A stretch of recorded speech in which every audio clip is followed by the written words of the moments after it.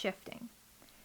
It is a fairly innocuous term for such an intriguing subject. There are countless different ways and directions that you can view it, and to be completely honest, I don't know if I am capable of defining what shifting is. But I want to try. So, what is shifting? If you Google this question, the answer is fairly broad, but the general consensus amongst most people is that shifting is moving your consciousness from one reality to another. That is the simplest way to define it, and yet I feel it skirts around a lot of questions that arise from such a straightforward answer. What does it mean to shift your consciousness from one reality to another? What are the origins of shifting? Is this not just an intense form of lucid daydreaming? How do you control the parameters of your shifting? Can you become trapped in this reality? Does this confirm parallel universes? And what does it mean for us if there is a multiverse? It all becomes very philosophical very quickly, and there really isn't an answer to any of it, because everyone has different ways that they define their experiences and define what a reality is. I've seen some people relate it back to maladaptive daydreaming, others to meditation and lucid dreaming. I don't think that I can explain it, especially because I am not one of these shifters, as they have been dubbed. But I did want to look at it from a more cosmological and scientific standpoint, which isn't necessarily my area of expertise. I am an illustrator, but it is a perspective I would like to explore nonetheless. So, shifting. I find that the easiest way to understand something is to understand its context, so, the multiverse. The multiverse is known by countless different names. Alternate universes, quantum universes, parallel dimensions, parallel worlds, quantum realities, alternate realities, and the list goes on. It has appeared in science fiction, fantasy, and comic books largely since their inception, and it is a concept that we have grown accustomed to. But where did this theory of the multiverse arise from? As all good origin stories go, the ancient Greeks are some of the first to philosophize about multiple worlds with their theories about atomism. Atomism, which is something that we should all be familiar with, was a theory prominent in both Greek and Indian philosophical traditions that proposed that the physical world, as we knew it, was comprised of invisible components known as atoms. These atoms, as the Greeks argued, also meant that infinite parallel universes could arise from their collisions. Chrysippus, an ancient Greek Stoic philosopher, suggested in the 3rd century BCE that the world or universe as we knew it existed in a perpetual cycle of expiring and regenerating, and in effect arguing that there existed multiple universes across time. This theory of the multiverse also continued to perpetuate scientific discourse for thousands of years until 1952, when Aaron Schrödinger presented a concept to his audience that would seem preposterous. The physicist stated that his equations seemed to hint to several histories that were not alternatives, but all really happening simultaneously. This dichotomy was referred to as a superposition. And then from there, you've more or less taken the leap to our modern era, where scientists argue whether the multiverse is truly worthy of being a topic of scientific inquiry. But none of that covers the other side of this theory of the multiverse, the cosmological side. From Western perspective, time happens in one direction. We find it difficult to grasp the concept that all time is relative and is happening simultaneously within itself. But in many countries and religions of the world, time is viewed differently, as a less solid force, one that flows easily with less constraint. Hindu cosmology in particular views time as cyclic, with 4 periods referred to as yuga. This cosmology recounts that this universe is being reborn from its own ashes, a constant cycle of being created, destroyed, and reborn once more. And these theological texts were written far before any scientific exploration to the subject. The Hindu Rig Veda was written from the 15th to the 12th century BCE. In that text, it talks about the Brahmanda, a cyclic universe that expands until reaching a final point and collapsing in on itself. And then, to build even further on this notion, in one particular school of Buddhism known as Hoyan, or more simply the flower garland school of thought, there is a flower garland that represents all reality. It is made up of universes that reflect each other. And in that same way, there exists Inandra's net, a string of pearl that reaches beyond the borders of our universe and falls into a limitless number of other worlds, a net where at each vertex another version of itself is reflected. One of the Hindu Puranas describes the multiverse beautifully. For as there are innumerable universes besides this one, and although they are unlimitedly large, they move about like atoms in you, therefore you are called limitless. There are countless records of this idea of the universe at large and its expansion, and this idea of a multiverse is not new in these texts. In fact, it is even more apparent when you view the media that we absorb in the 21st century. Book series like His Dark Materials, A Darker Shade of Magic, A Wrinkle in Time explore this topic profusely, and the Marvel Cinematic Universe is probably the most well-known popular media that explores these ideas. It is cemented into our identity, and as such, scientific theorization that we are not as alone in the universe as we might suspect is warranted. So, how does that all tie into shifting? It's very simple. That is where shifters believe they are going. Shifting is defined as moving your consciousness from one reality to another, and that is only plausible under the assumption that this multiverse truly exists. Victor-Andrei, a research consultant from the University of Washington in Amsterdam, defines this multiverse and what it means to go to these places very well. He asks his audience to imagine that they are fish swimming about a warm lagoon. To any fish and other beings that live there, this lagoon is all they are familiar with. This is their universe. They would have no knowledge of anything beyond that lagoon and beyond those beings who lived there with them. So in that instance, suppose that fish discovered that it was just one of countless numbers of fish who lived in countless bodies of water on the Earth's surface, some that were incredibly similar to their lagoon and others that were incredibly different. And then take that even further and try to picture that creatures also existed in the soil, the land, the air, deserts, savannas, and forests. If you were a fish, could you comprehend that? Multiverses account for an infinite number of different universes and realities. They are small pockets where time begins and flows differently. Some of these universes would seem largely boring to us. They would seem lifeless and dull, fragmented and misshapen beginning of life, whereas others would be brimming with endless possibilities of magic and superpowers and everything that is good in the world. This is the place where many argue that reality shifting takes you, into these pocket universes that ride parallel to ours, and shifters are trying not to be the fish oblivious to the world around them, but the explorer. Shifters refer to the part of the multiverse that they normally inhabit as their current reality, and their bubbles that they explore as their dream reality or desired reality, the CR and DR, if you will. They differentiate the lives that they lead in these places by the people and experiences and abilities that they have, and it is up to them to set the parameters for what they experience. It is not an easy process. Reaching the point where you are able to viably access these alternate realities takes time and patience. It begins by choosing the setting, where it is that you want to go. And it is this fact that really plays into the commercial wonders of TikTok trends. When people on the app discovered that it was possible to launch their consciousness into the plot of any one of their favorite worlds, it garnered an immense following. A following based entirely around the question of the what if. Because if shifting means that you can send yourself to any reality, and there is an infinite number of realities in existence, then is it not plausible to send yourself to the one in which you have magic? If your brain can imagine it, then who's to say that you cannot achieve it? So, with that in mind, the process of how to go from point A to point B grew clearer.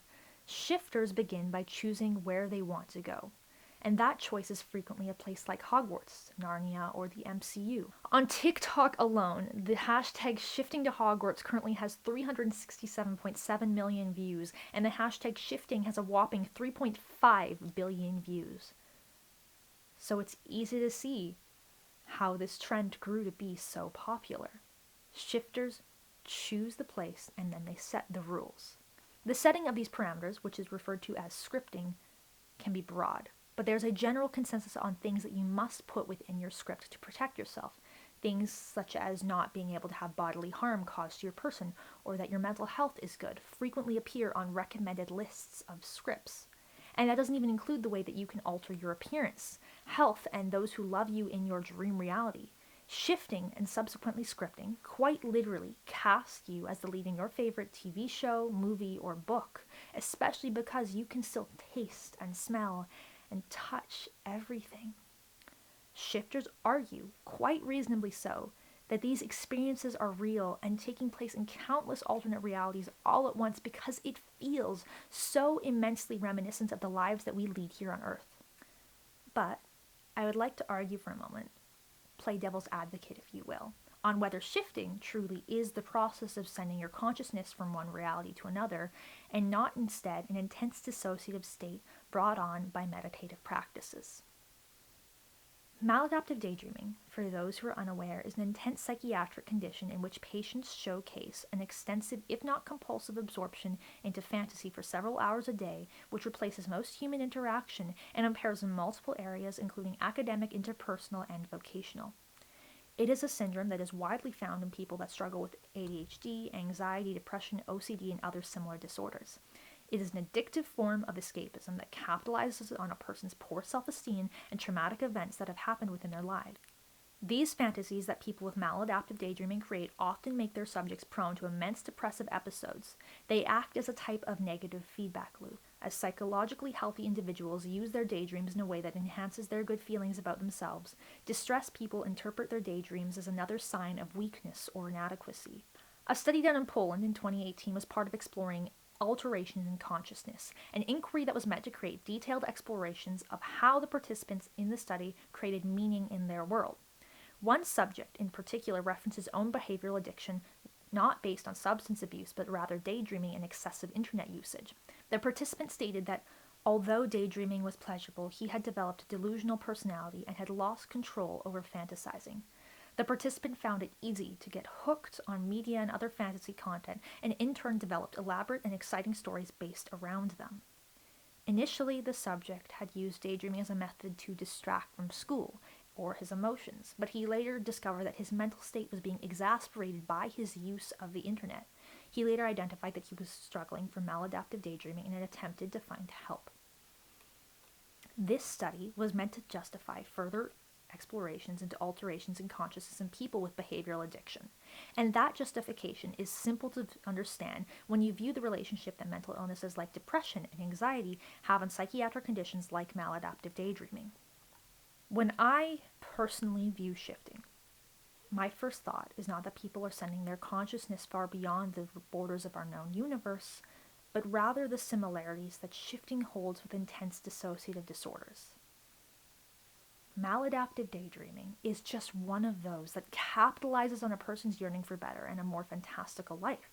But there are many practices that follow along the same realm of thought. Shifting continuously to a perfect reality in which everything that takes place follows that of your greatest dream sounds to me like an example of these disorders. And especially when considering the fact that many of the people who explore the realm of shifting struggle themselves from imperfect home lives and depression, having a tangible and viable way to achieve perfection is concerning. If you have a multiverse to choose from, why would you continue to spend your time living in a place that causes you great stress and pain? It is easy to see the dangers of such actions, easy to see how simple it is to lose your grasp on reality, forever yearning for a dream where you can have literal magic at your fingertips. It sets a dangerous precedent, one that has no boundaries. If you are constantly expecting gratification from the world around you, what is to stop you from also seeking that satisfaction in the real world?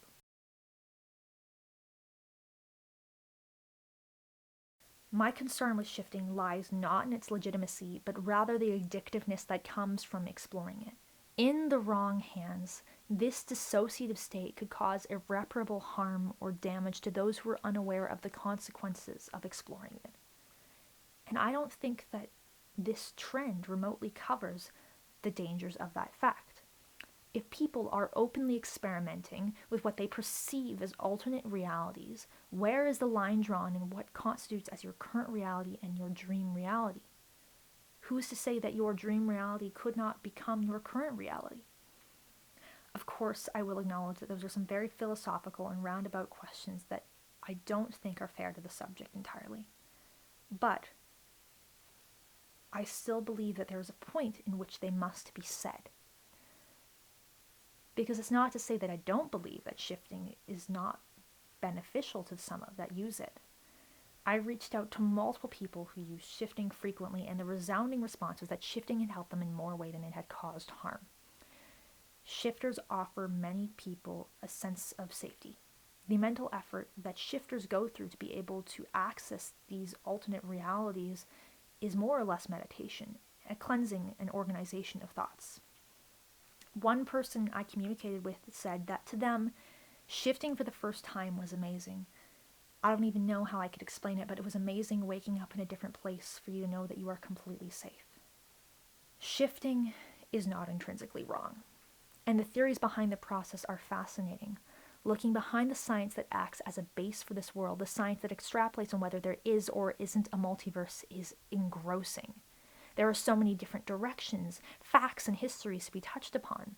The theory of relativity, string theory, the many worlds interpretation, paradoxes, each one of these components affects how it is that we understand our world at large. And while this is all very confusing, and at this point in time, with the research and study that currently exists in this world, impossible to prove or disprove, I do not believe that this facet in any way alters the values and experiences that shifters pull from shifting. Of course it is happening inside your head, Harry. But why on earth should that mean that it is not real? Even if it is or isn't happening in another plane of existence, that does not diminish its value. If you are being cautious and aware of the dangers of shifting, similar to the way that we treat driving or skydiving, I do not believe that you have anything to worry about.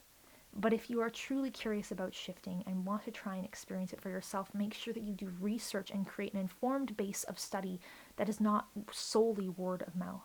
Don't rely on others to do that for you. Learn for your own betterment, because in doing so you enrich your own experience and give yourself a greater ability to participate in this world. You can't expect yourself to do amazing things if you don't at first care for how it is that you are doing them.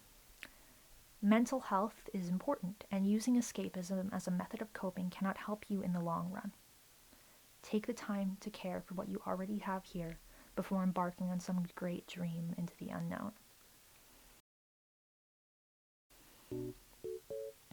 Anyway, thank you for watching. If you are curious about any of my sources, feel free to pursue my MLA citation in bio. I am sure that you will find that absolutely riveting.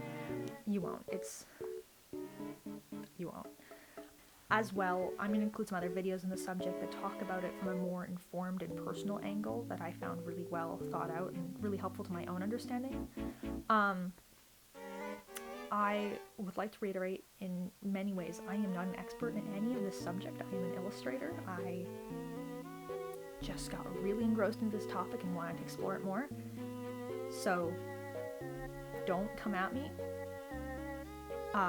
Also, I'd like to apologize for any mispronunciations of names and words. I speak two languages. One is English, one is Spanish. Neither one of them really helped me in pronouncing religious names and religious texts. I think that's about it. Yeah, thank you for watching. Oh, thank you to my friend for being my editor. By editor, I do mean editing my script. Everything else was done by me. Please enjoy my animations. They killed me. Thank you very much. Have a great day. I'm gonna shut up now. Bye-bye. I just poured water in myself. This is really good. That's really good. I can't drink water. Peak performance there.